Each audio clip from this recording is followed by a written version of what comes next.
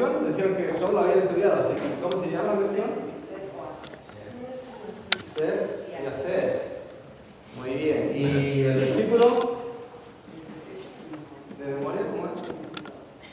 ¿Cómo dice? Hacedores de la palabra, y no tan solo oidores, engañándolos a vosotros mismos. Ser hacedores. ¿Verdad? Y según Efesios capítulo 2, versículos 8 y 9, dice, ¿se acuerdan cómo dice?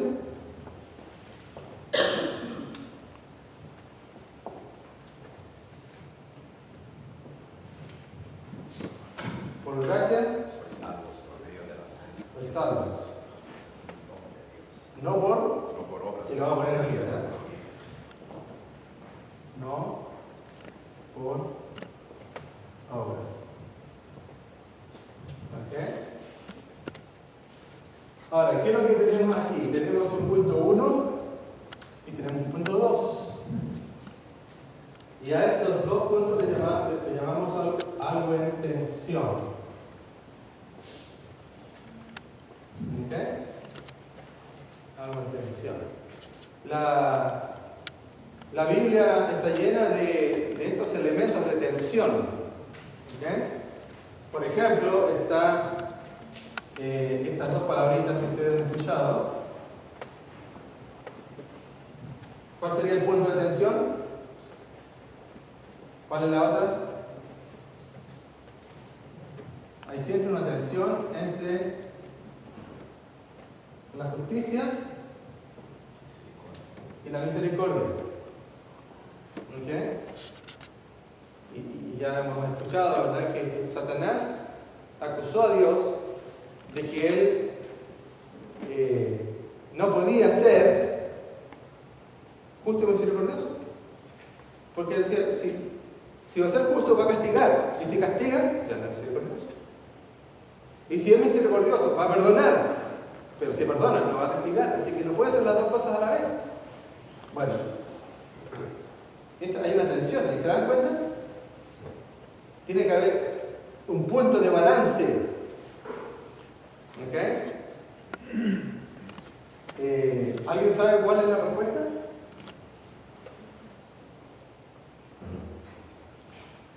¿Cuál es la respuesta? ¿Cómo podemos nosotros estar de acuerdo de que Dios sí es justo y misericordioso a la vez? ¿Cómo combina Dios esos dos elementos? Esa tensión que hay.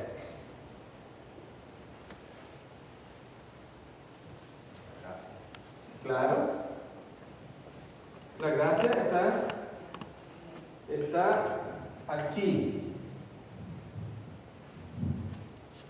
Porque como Dios es justo, castiga el pecado en la persona de Jesús.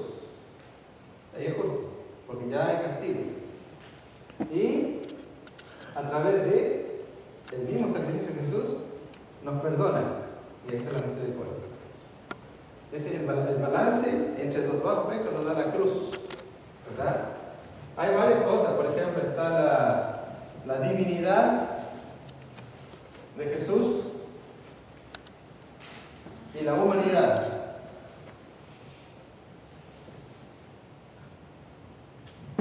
Ahí también hay una tensión.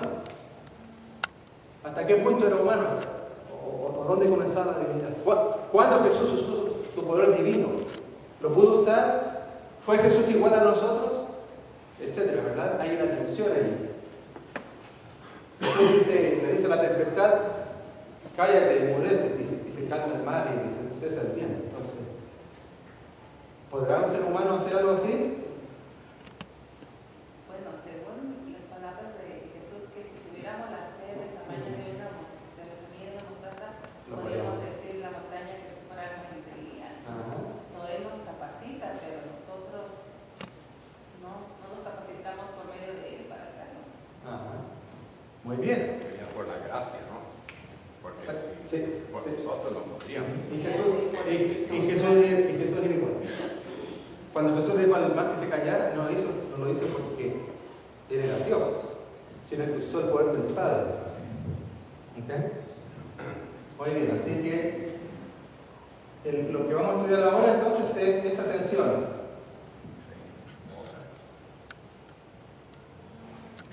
¿Qué es esto?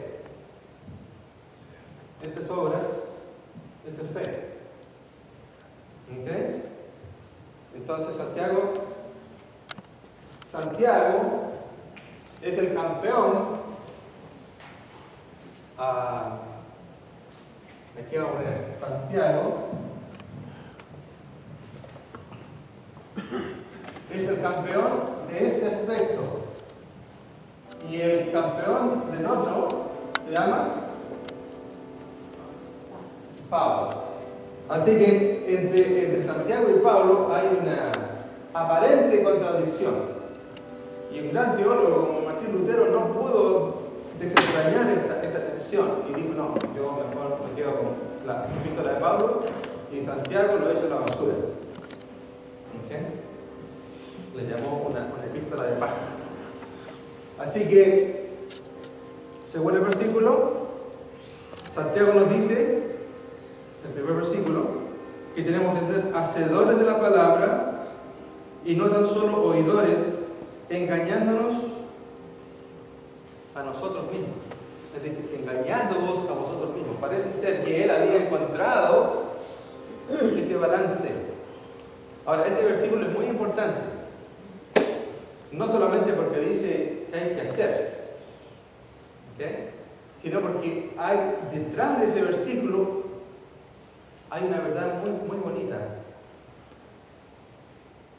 ¿Alguien la descubrió? Hubo un gran filósofo, que no me acuerdo cómo se llamaba, pero me dijo: conócete a ti mismo. ¿Okay? Ahora, eso es lo que está detrás de este versículo. Porque dice: ser hacedores, no solo oidores. ¿Y cómo continúa? ¿Qué sigue después? El versículo de memoria estamos viendo. Ser hacedores de la palabra y no solo oidores. Ahí, ¿se dan cuenta? Dice: engañándoos a vosotros mismos. Aquí hay un asunto muy serio, hermanos, para los cristianos. Muchos de nosotros, los cristianos, a veces tenemos una opinión de nosotros que no está de acuerdo a la realidad espiritual. Digamos, no está de acuerdo a cómo Dios nos ve. Hay un texto donde dice que a veces nosotros no somos sabios porque nos comparamos entre nosotros mismos. Y miramos al hermano, miramos a la hermana y decimos: oh, yo estoy mejor que él. Estoy mejor que él, ¿verdad? Oh, no, sí, yo la otra vez la vi que está en la tienda comprando el sábado. Yo no compro el sábado, así que estoy mejor que ella, ¿verdad? Hermano. Muchas de las veces, pastor, en vez de mirarnos en el espejo, o sea, en mirarnos en Jesús y decimos: bueno, yo tengo este defecto, pero si me comparo con el hermano fulano, yo soy mejor que él. Tengo este otro defecto, pero aquel hermano está peor que yo. Exactamente. Me estoy engañando a mí mismo. Me estoy comparando con ellos y no con el maestro. Ahora, usemos esa misma palabrita, engañándose a sí mismo, y usemos dos relatos que tiene el folleto. No sé si creo que es el día domingo o lunes, aparece el relato del joven rico. Entonces es el día domingo. El joven rico y Pedro. A ver, ayúdenme un poquito. ¿Cuál es el problema del joven rico?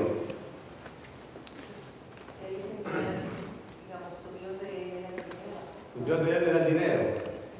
¿Ya? ¿Qué otro problema tenía? Pensaba que desde niño estaba guardando los mandamientos. ¿Te acuerdas que Jesús le dijo: tienes que guardar los mandamientos? ¡Oh, Señor! Yo desde chico he guardado los mandamientos, ¿verdad? ¿Qué concepto tenía de sí mismo este joven?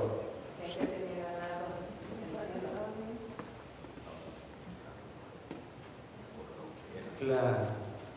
Yo creo que hasta ahí estaba bien, pero el problema fue que él le preguntó a Jesús. ¿Qué le preguntó? ¿Qué debo hacer? Bueno, eso, y ahí Jesús le dijo guardar los mandamientos, pero después que dijo, lo he guardado a todos. ¿Qué más, no? Que manden más. Yo creo que ahí estuvo esa fue la pregunta que él no debió hacer.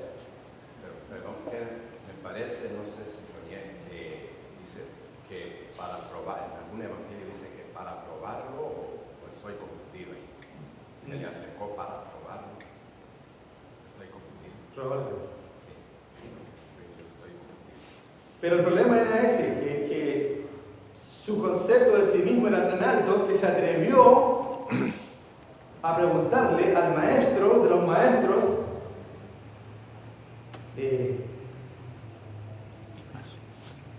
¿me encuentras alguna falla? No, vamos a hacer para idea. ¿Me encuentras alguna falla? No me falta nada. Y yo digo, si te falta algo. Yo creo que no debería hacer esta pregunta. No debería hacer esta pregunta porque el Señor lo había llamado. ¿O no? ¿No le dijo al Señor, sígueme? Sí. Se lo dijo cuando le respondió la pregunta, ¿verdad? Pero la intención de Jesús era como cuando le dijo a Pedro, sígueme, o le dijo a Mateo, sígueme, y le dijo a Juan, sígueme. La intención de Jesús era que este hombre, este joven, fuera ¿qué? Fuera un apóstol. Fuera un apóstol. Y ya les he dicho, ¿verdad? Que el premio de un apóstol, ¿qué es? Para comenzar, dice que los cimientos del muro de la santa ciudad tienen el nombre de los apóstoles. Así que para empezar, van a estar inmortalizados por la eternidad sus nombres en piedras preciosas. Y eso le estaba ofreciendo Jesús a este joven. Ahora, este joven ni que hubiera vendido todo, ni siquiera podía comprar la primera letra.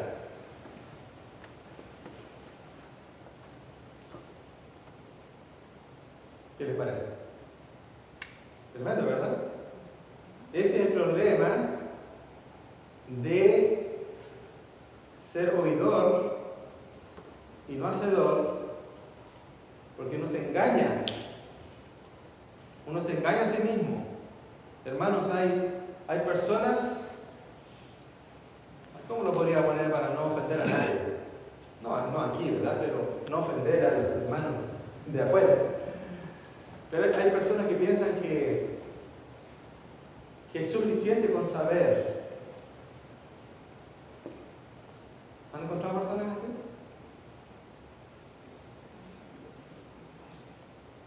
Y, por ejemplo, ven a alguien que necesita ayuda y no ayudan, porque ellos piensan que ellos ya saben que Juan 3:16 dice que de tal manera amó Dios al mundo.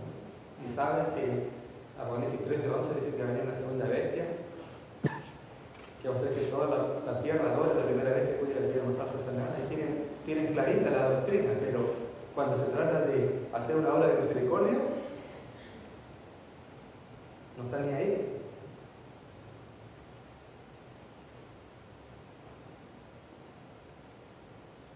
Ahora, el otro caso que se presenta ahí, ¿quién es? Está el joven rico que pensaba muy alto de sí, y está, el segundo caso, en el día domingo, San Pedro, ¿verdad? A ver, ¿qué pasó con San Pedro? Que digo, hasta la muerte. Ajá. Yo, más, vas a ver, cuando llegue la hora, Muy bien. Se vuelve una barragán, pero dijo que hasta la muerte iba a ir con Jesús, ¿verdad? Era sincero, porque fue el único de los 12 que estuvo dispuesto a sacar la espada. ¿Pero qué más dijo?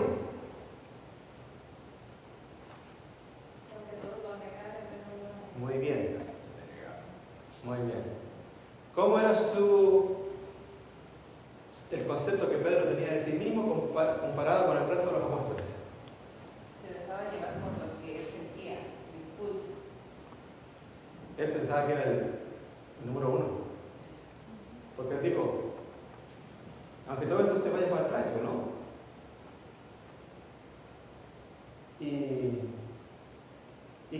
¿Cuál era el problema de Pedro? El primero que hablaba para todos. Ajá. El primero. ¿Dónde estaba su debilidad? Tenía confianza en sí mismo. ¿Tenía confianza en sí mismo? ¿Y cuál sería su debilidad? Porque Elena de White lo dice en Deseo de la Gente. ¿Ya? El impulsivo. Dice que muchos de nosotros tenemos ese problema. Y cuando viene la prueba, hay ciertas cosas que resistimos muy bien, pero hay otras cosas que no podemos soportar. ¿Cuál era su talón de Aquiles? Imagínense, ¿verdad? Dos situaciones en la vida de Pedro. Vienen los soldados, toman a Jesús y Pedro saca su espada, ¿verdad? Y va a enfrentar y le tira un tajo a uno, ¿verdad? Ahora, cuando había un problema así, donde había que ponerse, ¿verdad? Cuando había que ponerse con hombría, ¿verdad? Y con valor y había que enfrentar a un enemigo, ¿cómo era Pedro? Era valiente. Pero cuando ya Jesús estaba capturado y los estaban acusando, ¿verdad? Y se reían de él, ¿verdad? Y una criada, dice la Biblia, una criada del sumo sacerdote lo ve y le dice, ¿no estabas tú con este hombre? Ahora, ¿por qué Pedro ahí no se puso de pie y valientemente, ¿verdad? Como cuando sacó la espada, dijo, no, sí, por supuesto, yo soy de él. ¿Por qué lo negó? Estaba solo. ¿Estaba solo y qué más? Tenía miedo. Tenía miedo, ¿qué más? Pues no quería que darse a conocer que él era uno de ellos. ¿Por qué? Porque no quería morir igual que Jesús. ¿Y qué más?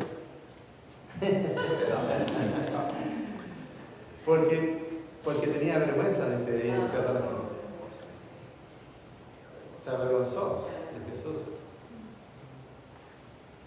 Porque cuando el movimiento va, ¿verdad?, con bandera y música y banda, y todo el mundo está avivando, hay muchos que van con el movimiento. Pero cuando los movimientos entran en desgracia, ¿verdad?, y se produce una crisis, y los líderes son acusados, ¿qué pasa con la gente? ¿Qué pasa con los seguidores?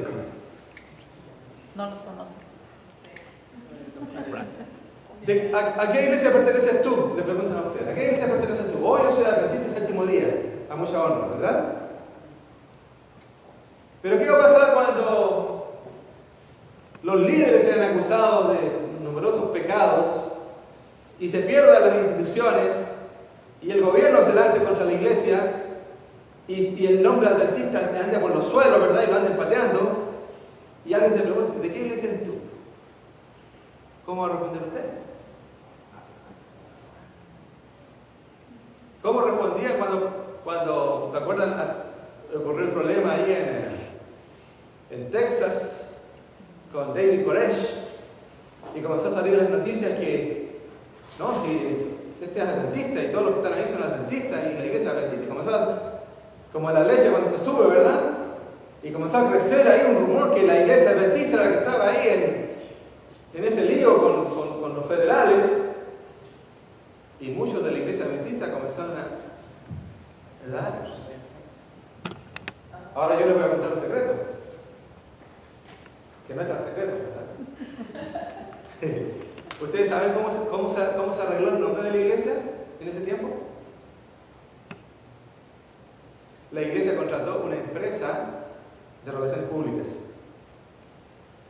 Se dieron cuenta de que este asunto era mortal para el buen nombre de la iglesia. Así que contrataron una empresa de relaciones públicas. Y la empresa de relaciones públicas trabajó con todas las agencias noticiosas y limpiaron el nombre de la iglesia. Ya se normal la iglesia. Porque el buen nombre, dice Salomón, vale tanto como una piedra preciosa. Muy importante.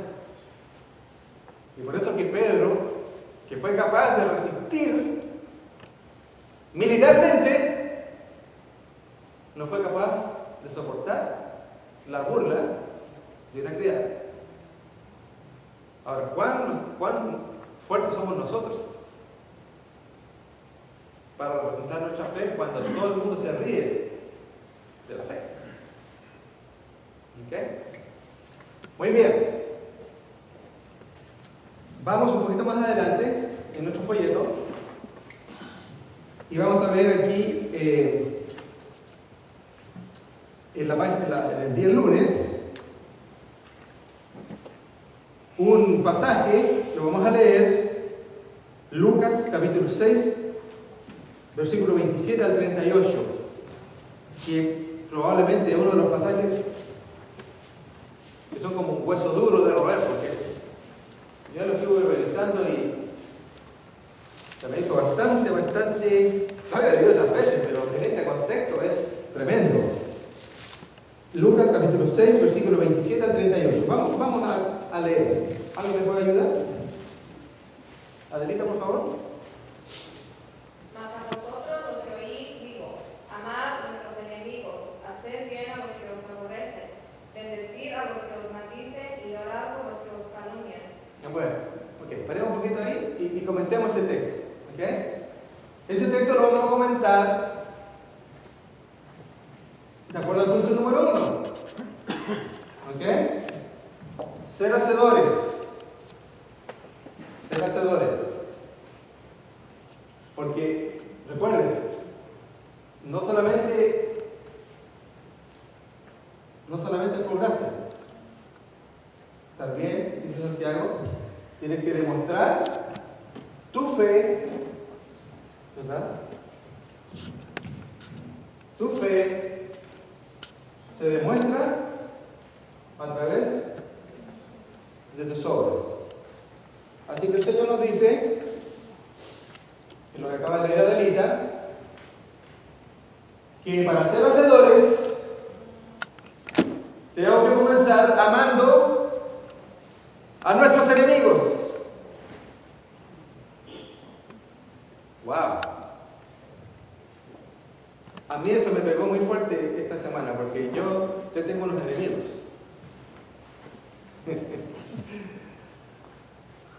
Y yo lo voy a decir para que ustedes no piensen mal, ¿verdad? Mis enemigos son los musulmanes.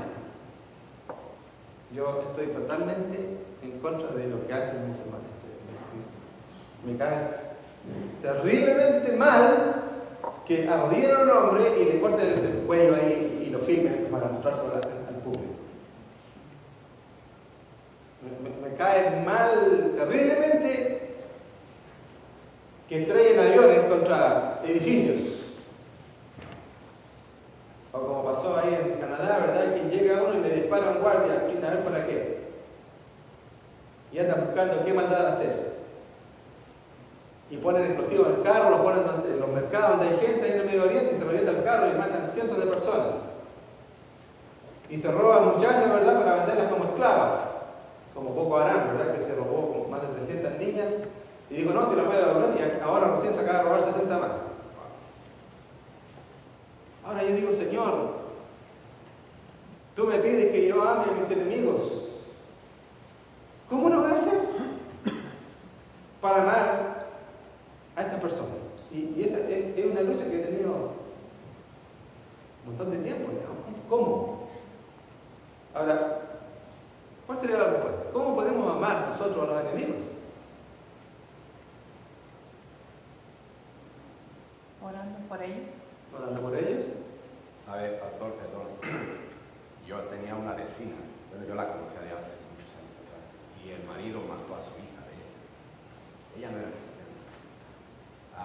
Y entonces entonces ella, pues habían tenido una niña. Y ella, pues sí, al principio estaba llorando y se sentía con el muchacho. Pero después quería que ella empezó a tratar de sacarlo de la casa, que lo sacara. No tenía caso, ya su hija estaba muerta y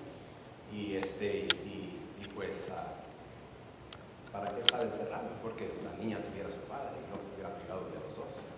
Y lo que sabe lo que su familia empezó a decir, esta va a pagar con Dios lo que está haciendo. No creo que Dios le perdone lo que ella está haciendo. Y está de acuerdo con la palabra de Dios, con lo que estamos estudiando. El perdón tiene que ser total. ¿Se acuerdan ustedes de esas masacres que hubo en Ruanda y Burundi, donde la gente salía a matar a machetazos a los que eran de la otra tribu?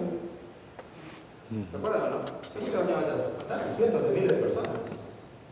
Y una señora adventista le mataron a su hijo a machetazos. Y después que hubo los juicios, ya se calmó el asunto, uno de los muchos condenados era uno de los jóvenes que había matado a su hijo. Y ella lo comenzó a visitar. Y lo comenzó a visitar, lo comenzó a atender, y haciendo la historia corta, lo adoptó como hijo. Y ahora el muchacho vive con él. Ahora, ese es un ejemplo muy sencillo como para salir de este atolladero, ¿verdad? Porque si yo, que tengo este problema con los musulmanes que nunca me han hecho nada a mí personalmente, ¿verdad? Miro el ejemplo de personas que han podido perdonar a personas que le han hecho un daño directo, por ejemplo, esta madre que le mataron a su hijo machetazos y que luego adopta al asesino. Entonces, si ella puede perdonar, ¿por qué yo no puedo perdonar? Ahora, ese perdón, ¿de dónde viene? Es el Señor el único que nos puede cambiar el corazón. Y nos puede ayudar a ser como Jesús, que cuando estaba en la cruz, oraba por los que le estaban viendo los clavos. Y decía, Padre, perdónanos porque no saben lo que hacen. Imagínense. Ese amor perdonador de Jesús es el ejemplo clave de lo que él está diciendo ahí en el texto. Porque si Jesús, ¿verdad?, que es el ejemplo supremo, nunca dejó de hacer lo que él predicó. Digamos, Jesús fue un hacedor. Por ejemplo, Jesús dijo, cualquiera que te golpee en una mejilla, vuelve en la otra. Y a Jesús lo golpearon en la mejilla, en el juicio, ¿verdad? ¿Te acuerdas? Alguien vino y lo golpeó, lo bofeteó.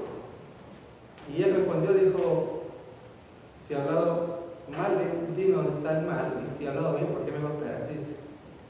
No se sulfuró, no se levantó, no trató de golpearlo de vuelta, sino que estaba dispuesto a poner la otra mejilla. Digamos, él predicaba y practicaba lo que predicaba. Y estaba escuchando al pastor Bachelor anoche y él decía que Pablo no era igual. Porque a Pablo lo golpearon y él se enojó. Y le dijo al sumo sacerdote que le había dado la orden al soldado para que lo golpeara. Entonces Pablo le habla al sumo sacerdote y le dice, pared blanqueada o sepulcro blanqueado. Estás sentado para juzgar según la ley y contra la ley me mandas golpear. Y los que estaban ahí cerca dicen, oye, pero estás injuriando al sumo sacerdote. Oh, si no sabía que era el sumo sacerdote, perdón. Pero Pablo le costaba poner la otra mejilla. ¿Okay? Pero Jesús era un hacedor. Le decía, hagan esto, y él lo hacía. ¿Okay? Y cuando dice, perdonen a vuestros enemigos, amen a vuestros enemigos, él lo hizo. Así que cuando nosotros tenemos la voluntad de hacer, Él nos da el poder. No es fácil, pero Él nos da el poder. Muy bien, yo necesito saber a qué hora tengo que terminar. ¿10:40? Sigamos entonces con la lectura. Se leyó un versículo, vamos a seguir leyendo. Ok, uno más, Adelita. Y el que te hiere en la mejilla, dale también la otra. Y el que te quitare la capa, ni aun el sayo le defiendas. Muy bien. Uno más. Y a cualquiera que te pidiere, dale. Y al que tomare lo que es tuyo, no se lo vuelvas a pedir. Muy bien. ¿Estamos dispuestos a que alguien tome lo de nosotros? ¿Y no se lo volvemos a pedir de vuelta? Una vez alguien vino, tengo que hacer un examen aquí en la municipalidad y necesito que... Me pidieron que lleve una motosierra, no tengo motosierra, ¿me puedes prestar la motosierra? Sí, nunca me la vi de vuelta.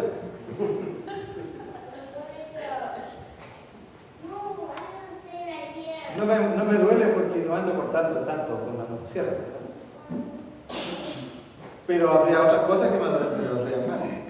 Si alguien viniera y me dijera, préstame tu auto, tengo que dar un examen y ya no vuelvo más con el auto, bueno, ya sería otra cosa. Pero Jesús dice, no andes cobrando, ¿verdad? Si alguien te pide, dale. Si alguien te pide prestado y no te lo devuelve, déjaselo. ¿Cómo estamos ahí? Pero el problema es que ya no le volvemos a prestar. ¿Y sabe qué, pastor? Eso era lo que yo me preguntaba. ¿Qué pensará aquella persona de mí? Porque, mire, en caso, brevemente, fuimos a casa con la familia de mi esposa y uno de los hermanos se expresó de mi esposa de una manera que a mí no me gustó. Y dijo la menzorrona del cercado. ¿Por qué? Porque mi esposa tiene un corazón tan bueno que ella prefiere quedarse desnuda. Ella prefiere quedarse sin comer por dárselo a los demás. Y yo he mirado cómo trata a mi mamá, yo la he mirado, yo la conozco. Y entonces le dije yo a Pedro, le dije, ¿sabes qué? No te confundas, porque tu hermana no es una menzorrona. Lo que pasa es que tu hermana tiene un corazón que ninguno de nosotros tenemos. Y por eso calificamos a una persona que es así de menzorrona, pero de menzorrona no tiene nada. Su corazón lo tiene muy bonito, mejor que ninguno de nosotros. ¿Qué dijo él? Mamá movió la cabeza y... Así es. El mundo no puede entender eso. Una hermana de nuestra iglesia en Santiago, Chile, por algún error, fue al hospital y la pusieron en el psiquiátrico.